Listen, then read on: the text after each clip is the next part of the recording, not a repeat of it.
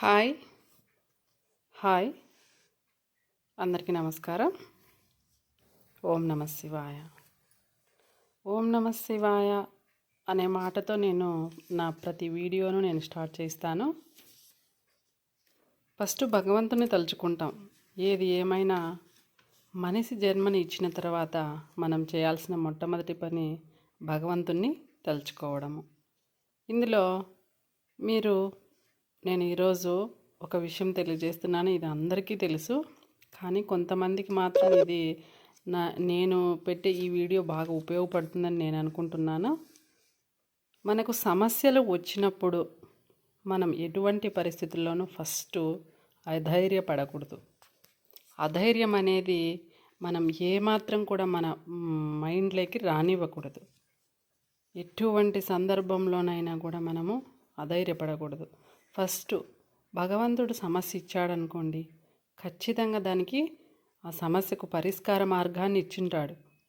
ఆ పరిష్కార మార్గము కొన్ని నెలలు పట్టచ్చు, కొన్ని సంవత్సరాలు పట్టచ్చు. అంతవరకు మనము న్యాయంగా ధర్మంగా కష్టపడుతూ మనకి ఏ సమస్య అయినా కానీ ఆ సమస్యకు పరిష్కారం మనం వెతుక్కోవాలి, మనం ఆలోచించాలి, అది సానుకూలంగా ఆలోచన చేయాలి. ఫర్ ఎగ్జాంపుల్, మీరు సమస్య అంటున్నారు కదా, నేను ఫర్ ఎగ్జాంపుల్ ఒక సమస్య చెప్తున్నాను. ఒక వ్యక్తి అప్పులు చేసి ఉంటాడు, కొన్ని లక్షలు అప్పు చేసి ఉంటాడు. కొన్ని లక్షలు అప్పు చేసినప్పుడు అతనికి దాని విలువ తెలియదు. చేసిన తర్వాత దానికి వడ్డీ కట్టాల్సి వస్తుంది చూడండి, అప్పుడు తెలుస్తుంది అన్నమాట. అటువంటి సమయంలో గతాన్ని వదిలేయాల. గతంతో బాధపడుకుంటూ పోతే మనం ఫ్యూచర్లో మాత్రం ఏది సాధించలేము. ఇదైతే 100% వాస్తవము. నేను ఈ విషయం ఎందుకు చెప్తున్నానంటే, నాకు చాలా విషయాలు చాలామంది మా ఫ్రెండ్స్ కావచ్చు, ఎవరైనా కావచ్చు, వాళ్ళ ద్వారా నాకు ఈ విషయాలు అయితే ఎక్కువ తెలిసినాయి. సో కాబట్టి నేను చెప్తున్నది ఏమంటే, ఎప్పుడూ కూడా మనము అధైర్యపడకూడదు. ధైర్యంతో మనం ఏదైనా సాధించాలి. అప్పులు చేసినప్పుడు చేసేసినాం, ఏదో అయిపోయింది. కానీ మనం ఒక్కసారి ధైర్యం కోల్పోయామనుకోండి, ధైర్యం కోల్పోతే చాలా మన ఫ్యామిలీ మొత్తం అంతా బాధపడాల్సి వస్తుంది.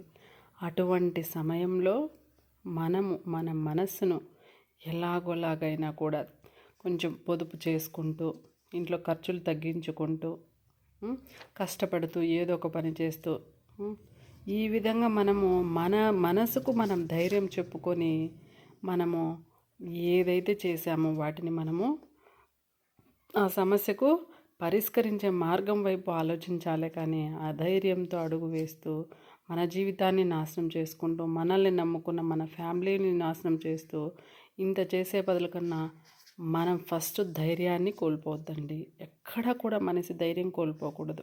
ధైర్యం కోల్పోయాడా అంటే మాత్రం ఇంకా ఏం చెప్పలేం దానికి. సో కాబట్టి ఒక సామెత కూడా ఉంది, ధైర్యే సాహసే లక్ష్మి. లక్ష్మి వచ్చినప్పుడు మనకి ఏదైనా ఒక పంట పండి లక్షలు పెట్టుబడి కన్నా ఎంతో కొంత వచ్చిందనుకోండి, లక్ష్మి వచ్చిందంటే ఎంత సంతోషపడతాము. అటువంటి సందర్భంలో ఆనందంగా ఉన్నప్పుడు ఈ సమస్యలు వచ్చినప్పుడు బాధగానే ఉంటుంది, కానీ బాధపడకూడదు. ఫస్ట్ మన మనసుకు మనం ధైర్యం చెప్పుకోవాలి.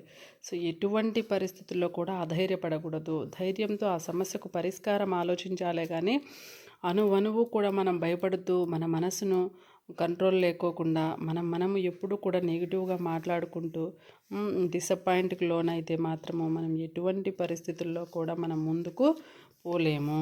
సో కాబట్టి నేను చెప్తున్నది ఏమంటే, ఏ సమస్య అయినా కానీ ధైర్యంగా ఉండండి. ధైర్యే సాహసే లక్ష్మి.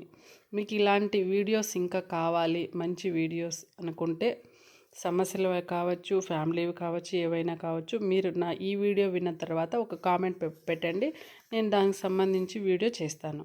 కామెంట్ మాత్రం మర్చిపోవద్దండి. Please share and subscribe. ఇవే కాదు, అప్పుడప్పుడు కూడా నేను మీరు పెట్టే కామెంట్స్ని బట్టి నేను వీడియోస్ చేస్తాను. మామూలుగా అయితే మాత్రము నావి ఎక్కువ స్కూల్కి సంబంధించిన పిల్లలకు సంబంధించినవి ఉంటాయి. అప్పుడప్పుడు మాత్రం ఈ వీడియోస్ చేస్తూ ఉంటాను.